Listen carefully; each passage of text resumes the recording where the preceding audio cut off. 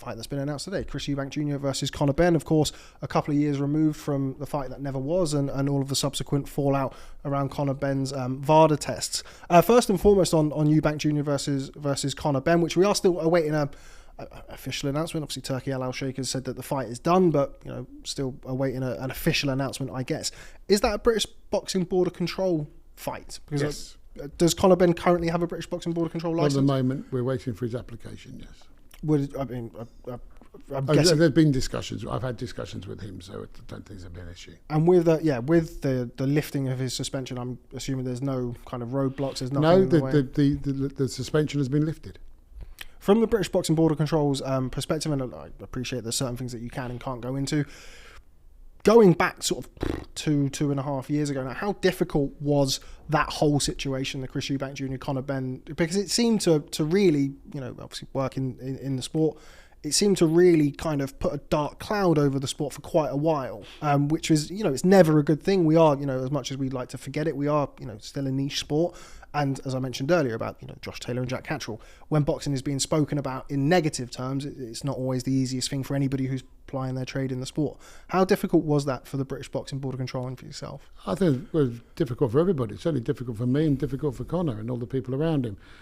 All I can say is that we test virtually every week. Very few positive tests we have in percentage-wise. Obviously, when there is a test and it's a high-profile case, it gets all over the place. I believe it took too long to get where we got to. But unfortunately, that's down to legal people. I can't really say any more than that. He's had his suspension lifted. He can box. With regards to UKAD and the whole process of producing an adverse analytical finding or whatever we're calling them these days, are you happy with that process? You mentioned that it took too long, and legal aspects of that are obviously a big contributor. But do you think more needs to be done with regards to the whole process in order to ensure, I guess, a little bit of a smoother ride? I appreciate these things are never going to be smooth because of the nature of them, but does something need to be done in order? Because we've had, some pretty high profile ones in recent years, going back to, Tyson Fury, Dillian White a few years back as well was another example. Does something need to be done? Do we need to have a look at that? Well, the one thing you got to understand, UKAD do all our anti-doping and disciplinary issues, etc. The time taken is really legal. They're entitled, everybody's entitled to have their argument with regard to how a finding came across. Excuse me. But I would love it to be quicker. Everybody loves it to be quicker. But ultimately, it's a legal issue. They're entitled to put forward their case. UKAD entitled to put forward their case. It takes time. One of the big kind of, I guess, headline points around Eubank Jr. versus Conor Benn, and it's something that we've heard with, Billy Joe Saunders with the oxylophrin case, which is obviously very different. Very different. Very different, being obviously... not every case is the same. Yeah, and I think that's probably one of the things that, is very, very difficult from your perspective and certainly from people on the outside looking in to understand the differences between each incident. But with regards to Eubank Jr. versus Conor Benn, do you feel that we need to, I'm trying to find a way to put this, do you feel that we need to essentially revise, I guess, the process? I mean, UKAD are kind of, certainly the perception of which is notoriously underfunded. Spending on, testing is very, very expensive. Speak to Margaret Goodman from VADA and you kind of understand kind of how much goes into it. Do we need to be doing more to fund that? Is that something that we can do? There seems to be a lot of money that are going around the sport at the minute, and as you've mentioned before, keeping the sport as safe as it can be should be a high priority. Well, I've had discussions with UKAD very recently with regard to such things as funding. They are independent, which is quite helpful, obviously. So therefore, the unfortunate thing for UKAD is the government funding is very low. But they're looking after 40-odd sports, and boxing happens to be one of them. So there are discussions with regard to funding taking place, something I can't really go too deep into. But yes, there's, not everybody says everybody needs money. Money doesn't always work. It's how you adapt it and how you use it. So that's something that's been discussed now. But as I said, I believe it took too long. I think sometimes some of these cases take too long. To be fair, there's many cases. There may have been many cases going on that you don't know about. Just happened to be high-profile case. With VADA, I mean, one of the things that we heard a lot about was, jurisdiction this and jurisdiction that. What can you clear up for us from that regard? For example, I mean, Eubank Jr versus Conor Benn, supposed to be happening in April. I mean, one of the questions I want to know is, okay, what's the drug testing? And I guess for everybody now, in the wake of the kind of the scandal around Eubank Jr. Benn initially, was kind of, okay, well, what happens if a VADA test is comes back positive? Does jurisdiction and whatever else is, again, it's difficult for people on the outside because you don't really understand what the kind of workings are. No, the regulations now permit that any outside source other than UKAD is dealt with by UKAD. So for that contest, I'm fairly confident VADA will be taking tests and so will UKAD.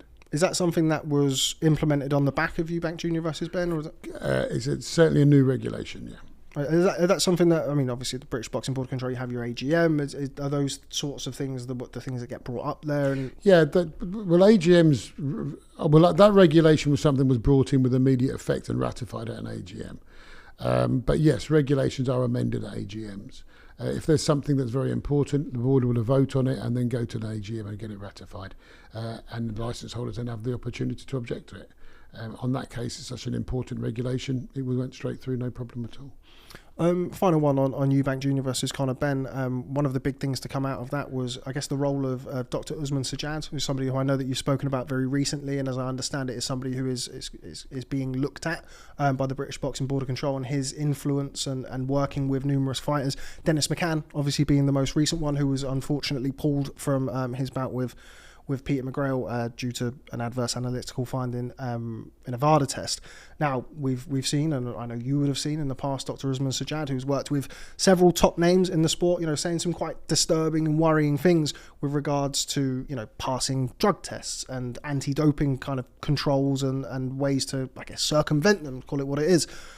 What's the update that you can give us on that, and when can we expect to see some sort of resolution to it? I can tell you that the doctor has not been registered with the board for a number of years. We don't license doctors; we register them to work on shows, etc. He hasn't been working with us for a number of years. The trouble is, I can't stop a particular boxer taking advice from any individual. I think that you're quite right. We are looking into his activities along with other people, and I can't really give you any more information than that. Appreciate that.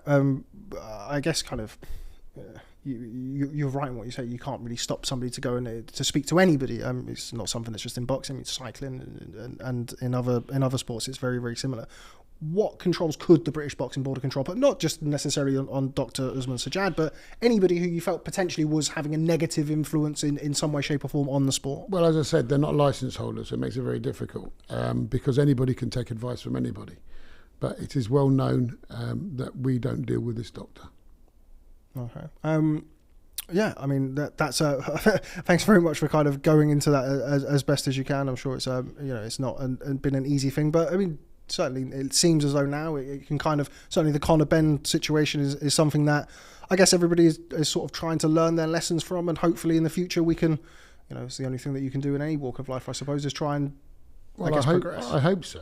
I mean, the one thing is you're dealing with human beings.